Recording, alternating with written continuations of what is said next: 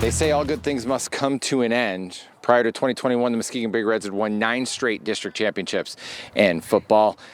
They did not in 2021. As we reach the final day of week 1 of high school football practice throughout the state of Michigan, Brett Bakita talking with the coaches and players here, that was a motivating factor in the offseason. Absolutely, and think about this. Both of the losses last year for Muskegon came here, where they just don't lose at Hackley Stadium. Cass Tech early in the year, enough said, it's Cass Tech, but then Cedar Springs got them, and what a win for Gus Kapolka in that district championship. I know, and for the Redhawks, they're building upon that. But for Muskegon, I think when you have something like this, look out for the team the next year because they were so young in a lot of different positions. Now, they'll have to replace their quarterback. That's been an ongoing theme in all of our tours and previews of teams a lot of times. Miles Walton, a 4-year varsity player. Not necessarily at quarterback, but he's the guy that starts who you have to replace this year. Well, let's hear from the team, both on being a young team returning and coming off that district final loss. When it first happened, it was horrible feeling. Something I never want to feel again.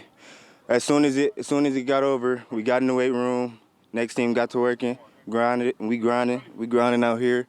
We been grinding in the weight room a lot. We put so much time in the weight room to get stronger, like more explosive. We done did marine workouts, everything. We ready. We more hungry than ever.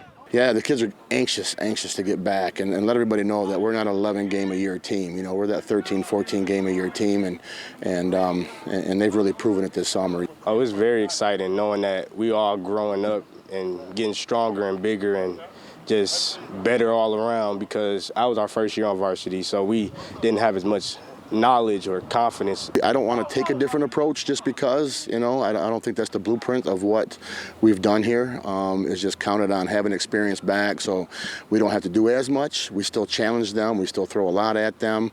We don't try to move too fast. We don't try to reinvent the wheel.